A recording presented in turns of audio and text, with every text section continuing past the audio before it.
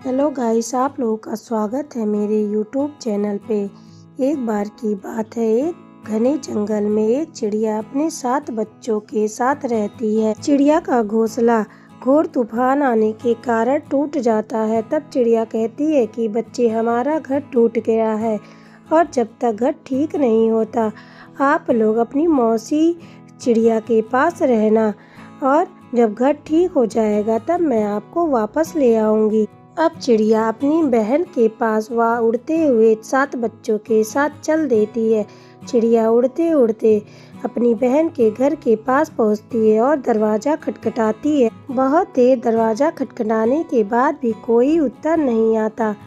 तभी वहां पे थोड़ी देर के बाद एक बुलबुल चिड़िया उड़ती हुई जा रही होती है। तभी वो चिड़िया को दरवाज़ा खटखटाते हुए देखती है तो वह उसके पास आती है और कहती है, अरे बहन, यह तो घर के बाहर गई हुई है और कुछ दिनों के बाद ही वापस आएगी। अब चिड़िया के समझ में कुछ भी नहीं आता। वह अपने बच्चों को लेकर उड़ जाती है। तभी रास्ते में ही मूसलाधार बारिश होने लगती है। अब चिड़िया बहुत ही घबरा जाती है कि बच्चों को लेकर कहाँ जाए। तभी उसको एक घर नजर आता है। वो घर के बाहर जाती है, दरवाज़ा खटखटाती है। तभी वहाँ से एक कौवा बाहर आता है। वह कालू कौवे का घर होता है।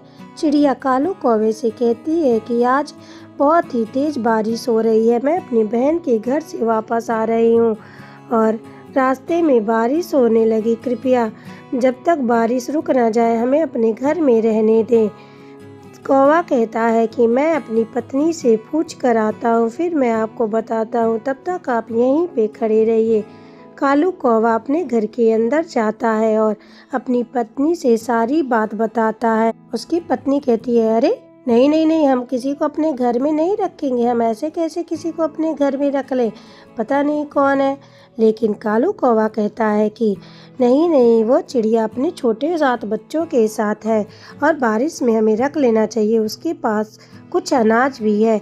अब कालू कौवे की पत्नी को अनाज की बात सुनकर लालच आ जाता है और वह वापस दरवाजे पर आती। वह चिड़िया से कहती है कि तुम घर के अंदर आ सकती हो, लेकिन इसके बदले में मुझे कुछ देना होगा। चिड़िया कहती है कि जरूर, मेरे पास अनाज है, आप इस अनाज को ले लें, लेकिन मुझे और मेरे बच्चों को अंदर आने दें। अब कालू कौवे की पत्नी अनाज को ले लेती है और चिड़िया को घर के अंदर बुला लेती है, लेकिन कहती है कि जब तक बारिश बंद हो जाएगा तब तुम तुरंत ही चले जाना। रात हो जाती है लेकिन बारिश बंद होने का नाम भी नहीं लेती। चिड़िया बड़ी ही चिंता में डूबी रहती है। बच्चे सो जाते हैं लेकिन चिड़िया को नींद भी नहीं आती। अगली सुबह हो जाती है लेकिन बारिश नहीं रुकती। तभी कालू कौवा की पत्नी आती है और कहती है कि अब तुम्हें जाना होगा। चिड़िया कहती है कि बारिश बंद नहीं हुई है और मेरे पास अनाज भी नहीं है और मैं बारिश में बच्चों को लेकर जाऊंगी तो बच्चे बीमार हो जाएंगे। लेकिन कौवे की पत्नी बहुत ही ज़्यादा मतलबी होती है। वो कहती है, नहीं नहीं नहीं, तुम यहाँ नहीं रह सकती, और उसको घर से बाहर निकाल देती है। अब चिड़िया उसी बारिश में अपने बच्चों को लेकर भीगती हुई उड़ने लगती है। बहुत देर उड़ने के बाद उसको एक अनजान घर दिखाई देता है।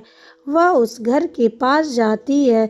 तभी दरवाज़ा जैसे ही खटखटाने वाली रहती है कि देखती है कि वह एक बांझ का घर होता है। वह तुरंत वहां से अपने बच्चों के साथ उड़ जाती है और कहती है, अच्छा हुआ मैंने दरवाज़ा नहीं खटखटाया, नहीं तो ये शिकारी बाज हम सभी को खा जाता और आज हम उसका भोजन बन जाते। अब चिड़िया को एक और घर दिखाई देता है। वह गौरैया का घर होता है।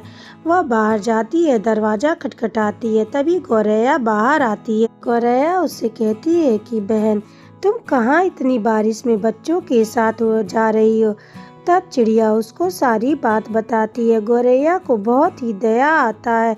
वो बहुत ही दयालु रहती है। वह चिड़िया को उसके बच्चों के साथ अपने घोंसले के अंदर आने को लिए कहती है। चिड़िया अपने बच्चों के साथ गौरैया के घर के अंदर जाती है। तभी गौरैया देखती है कि चिड़िया के बच्चों की बहुत ही ज़्यादा तबीयत खराब है। वह कहती है, रुको, मैं कबूतर डॉक्टर को बुला कर लाती हूँ। वो कबूतर डॉक्टर के पास जाती है और बुला कर ले आती है। डॉक्टर कहता है कि इनका खाने पीने पे ध्यान दो, थोड़ा बारिश की वजह से तबीयत खराब है। उसके बाद कबूतर चला जाता है। बच्चे जल्दी ही ठीक हो जाते हैं और बारिश भी बंद हो जाता है। चिड़िया कहती है कि बच्चों, जब तक मैं अपना घर नहीं बना लेती आप गौरैया आंटी के घर ही रहना। गौरैया भी मान जाती है और कहती है कि कोई नहीं, तुम क्यों नहीं करती कि हमारे घर के पास ही घर बना लो। अब बच्चे भी हाँ में हाँ मिलाने लगते हैं। तब चिड़िया और गौरैया मिलकर एक सुंदर सा घर बनाते हैं और सभी हंसी खुशी एक साथ रहने लगते हैं।